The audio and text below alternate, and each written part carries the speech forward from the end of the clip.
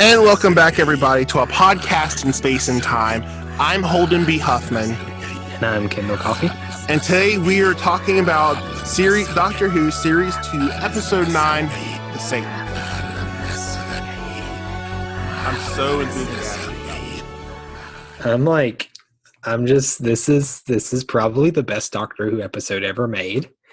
I just love the really subtle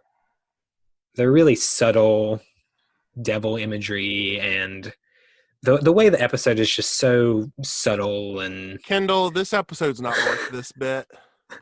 It's really not. It's not worth it. I thought it would be funny, but then I'd tried to start saying stuff, and it just, it's not worth the bit. It's just such a episode. I know it. Okay. They finally started opening fire on the Ood.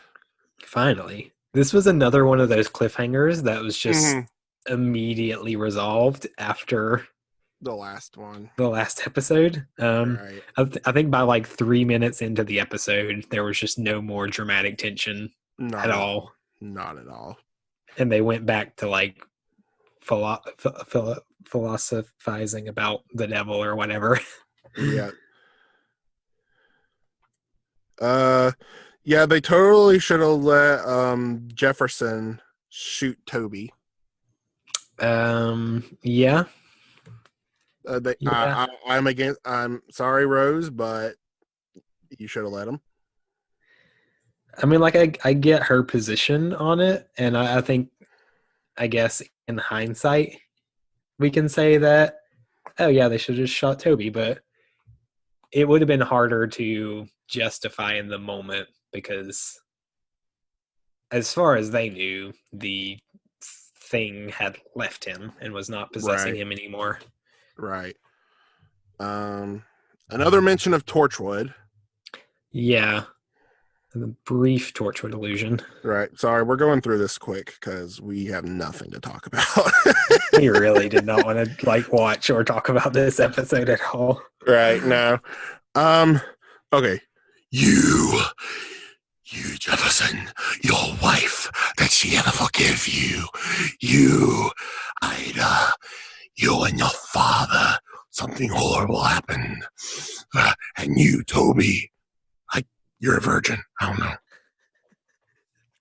Oh, it was just so funny to me that the thing was okay, what are we going to call this thing? Are we going to call it the devil or? Listen, they called it the devil. We'll just call it Satan. Well, let's just lean into that and just call it the devil. It was funny that the devil was bringing up these deep issues with all these characters, and then Toby's thing was that he's a virgin. It's I don't know. He's a good at two shoes. I really don't have much on him. I really don't have much on Toby. He's actually a pretty cool dude. He's actually pretty nice. He's actually a nice guy. That's why I possessed him, because they're more fun to corrupt.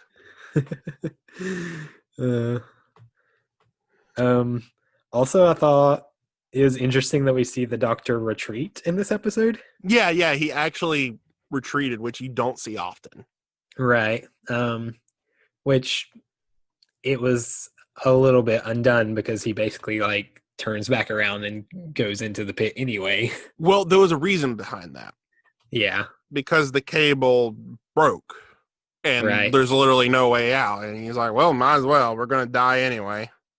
It was just interesting because the Doctor retreating is supposed to be this big dramatic thing, and then he ends up having to not retreat anyway, and there's really no there's no real consequence to him retreating. It's just I guess they had to pad the episode a little bit. Just a little bit. We're 1 minute short. I don't know. We need something dramatic to happen for 2 minutes so that we can time in this episode, and we run out of things to say about the devil. So right. And why has the capsule only been held up by one cable? Yeah, that was weird. What? This is not how elevators are designed. I don't know. And let there be light. There were just biblical. so many on the nose biblical references. I think the doctor at one point says something about the final judgment, and there was just a lot. There was a ton. And it would have been interesting to me if they had actually, I don't know. Played into it a bit more. Yeah, like there could have been something deeper out of this episode. There wasn't. I feel like they were trying to do something deeper, but it just didn't really click with me. You know, Matt Jones just like, oh, I'm going to write this huge philosophical Doctor Who episode about Satan and everything, and just be like, oh, this is going to be regarded as a cinematic masterpiece type thing. He's trying to like be the next Dante's Inferno and in Doctor Who. Yeah. It didn't work. It did not work. Okay, not for me anyway. Maybe somebody got something out of this episode, but I really didn't. Yeah, I didn't either. Okay, the biggest thing that bothered me during this episode is that Zach could control the oxygen throughout the whole base. Yeah. So why didn't he just turn off the oxygen in the rooms the Ood was in? Right, yeah. And I didn't understand why it worked so that like they had to shut off one part of the ventilation system to open up another. Like they didn't explain why that was the case. And if that's what you could have done the whole time, then why not? Yeah, like you said, why not just shut it off for the Ood before they And like at first you said, well, maybe they don't breathe oxygen. And then they said they breathe oxygen. So yeah, because later they did exactly what you said, but a little too late at that point. Right. I'm like, why didn't they just do that for the entire room of that part? There were so many things that could have been solved if they had just done it earlier. Yeah. Like at the last episode, you were like, why didn't they just shoot the Ood? And they did. They just did it a little late. And they cut off the oxygen too late. And yeah. Yeah. Badass though. Oh my gosh, that joke.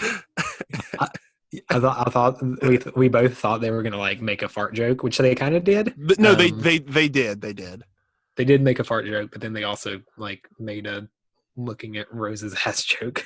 All right.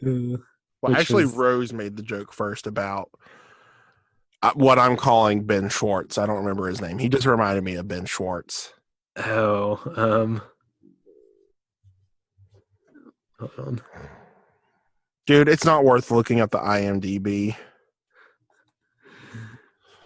Was it Danny? Yeah, it was Danny. It was Danny. Yeah. Danny just, I don't know. I got Ben Schwartz vibes from him.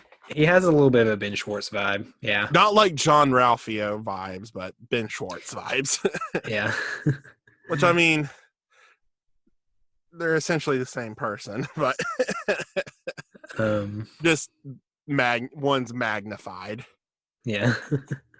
Why did Jefferson only have one bullet in his pistol? Yeah, that didn't make sense either. Like, it would have made sense if he had shot his pistol before that point, but that was the first time we saw him shoot his pistol in like both episodes. Right.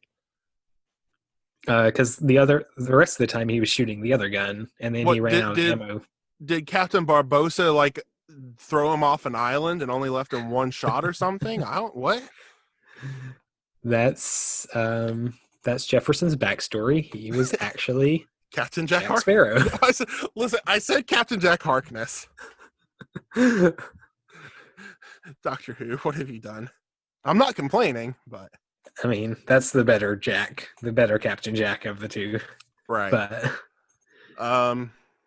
now speaking of asses, no.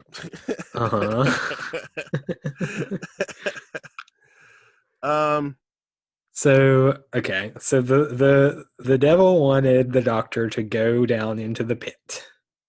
Why did the Doctor go down into the pit if that's exactly what the thing wanted? Dude, don't question it. I'm just like, so much of this episode for me was just questioning the logic of the things that were happening. Look, if we're questioning, I think this man. It's not worth it.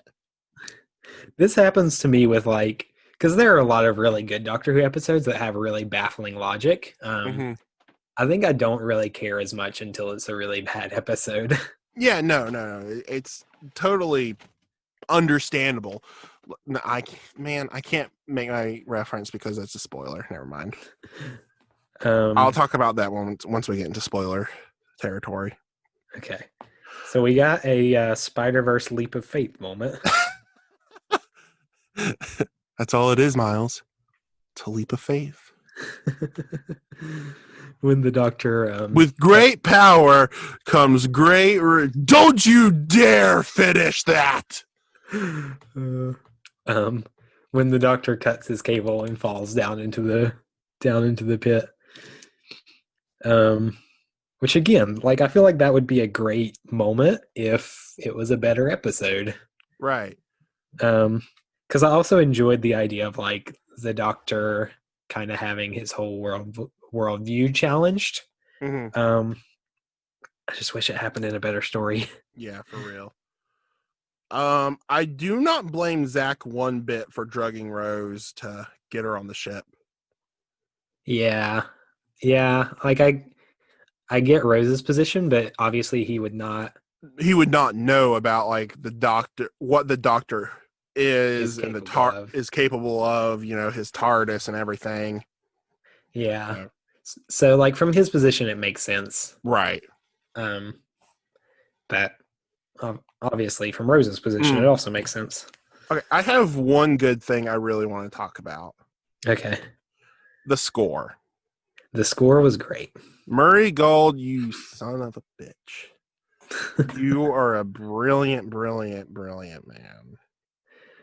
There were some very beautiful moments. There was a moment when the Doctor was hanging from the cable, like as he's descending into the pit, that we got a little bit of Rose's theme in there, which I thought was a nice touch. The Doctor was like, if you see Rose, tell her. No, she knows. And then we got the right, like that bit. Right, very good. And then there was, I think it was like later on in that scene, there was a really nice bit of scoring that happened. It was during Satan. It was during when the Doctor was confronting Satan, and then everyone else was in the ship. I don't remember when it was exactly, but it was around that time. There was just a really nice score. The score, just something about it really clicked for me during that period. Yeah. It did elevate the episode slightly. That we got just some very nice music out of it. But I did think that the Devil's whole plan was clever. Using what trapped him to his advantage. Right. Like he was able to almost escape through Toby's mind and like basically leave his physical body behind. Speaking of which, if it's just the body, how is it understanding what the Doctor's saying? Right. Like it laughed like menacingly after the Doctor said some things, but it's like, what? What? Right. Your mind ain't there, bud. And honestly, how is it even moving if his mind's not there? Yeah. I mean, I guess it would still have a physical brain and like would be That's true.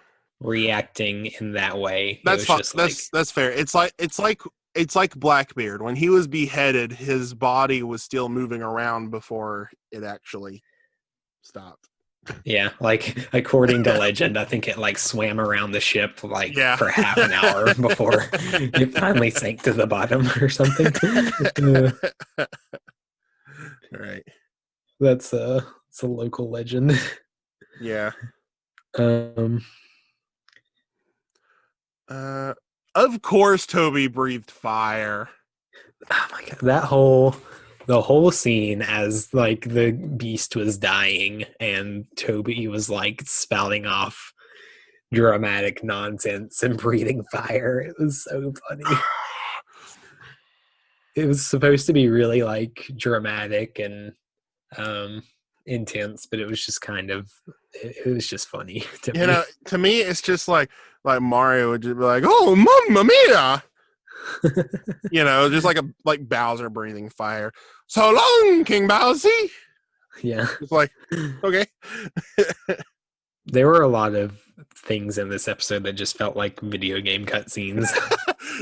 Satan looked like a PS2 character. Yeah, Satan was like the model was left over from just an edgy PS2 game Mm-hmm. that never got released, and they were like, "Well, we have this big old Satan model we made. What do we do with it?" Oh, and we have another model like that in the next season. Oh, good. You remember that, right? Um. The Lazarus experiment. Oh yeah. Yep. We get That's that one's worse. That design was worse though. slightly better episode, worse But design. worse, right? The TARDIS just so happens to be down there. I mean, because of course it is. I mean, I can understand part of it because the TARDIS fell during the earthquake in the last episode. But Like there's a couple problems with that. A, it fell with a whole bunch of other debris, so all that other debris would have been around it. Yeah. And B, the Satan pit was blocked off. Yeah. How did it fall into the chasm if it was blocked off? That's what I was wondering, because like it would have had to fall all the way down the shaft that they drilled, which was like 10 miles down. Which But they then, hadn't like, even finished. Yeah, and drilling. that shaft led to the door that capped over the Satan pit. Right. So like, but the door was sealed. Right. So how did it get down there? I don't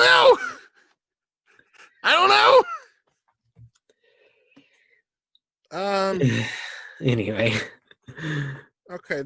I only have 2 more notes and it's spoiler stuff. Well, I've got 0 more notes, so let's get into spoilers. Spoiler one. I'm going for more Satan vibes during this. Okay. I can't believe the devil died in this episode. The devil's gone, y'all. The world is fixed forever. Yay. Okay, so the first spoiler note really is just the whole tell her all she knows. Tell her she knows. And the doctor doesn't get to tell her until like series 4. And it's not even the doctor, it's the meta-crisis doctor. Yeah. Also, the doctor like made it out, so he could have just told her himself, but that would not have been as dramatic, I guess. Exactly. And okay, so the thing that I mentioned earlier about not wanting to mention it because we were in the non-spoiler section is just like the doctor baffles his own. No, the whole. No, that's not what it was. It was just non-defying logic in a really good episode. Heaven Sent. Like in Heaven Sent, the doctor breaks through the crystal stuff. Yeah. But the thing is, the rooms reset, so the crystal should have reset each time, but it doesn't. Like that's logic that doesn't make any sense. But the episode is just so good. Yeah. You just don't really think about it that much. I mean, I guess you could argue that, like, since the crystal is kind of the center of everything, it doesn't reset, but everything else resets. So I don't know. They didn't really. I mean, there is an argument that could be made for that, but it's just not something they explained in the episode. Right. But it's just such a good episode that you don't really care. Right. And Satan told me I'm going to die in battle. Yeah. I mean, not. like, no. I mean, she doesn't. I mean, I'm not okay. That's enough of that because we'll get into that when we actually get into Doomsday. Yeah, that's a Doomsday rant. Okay, well, what? So we'll save the Doomsday rants for Doomsday. Yeah. Yeah, when Doomsday, the ancient Kryptonian that killed Superman, or by BVS standards, the mutated Zod and Lex Luthor combo, which makes no sense. Like, he shouldn't look like that. He should look like a mix between Zod and Lex Luthor. Right? Don't get me started on BVS. Just okay. Just if if anyone wants to know exactly what I'm talking about, just go check out the Nostalgia Critics review of Batman v Superman: Dawn of Justice, and check out our review of Dawn of Justice on our non-existent Patreon. maybe one day. Maybe one day. Well, thank you everybody for joining us today. Join us next time as we review what I thought was going to be the worst episode of the season, but I'm not quite sure anymore. Series 2, Episode 10, Love and Monsters.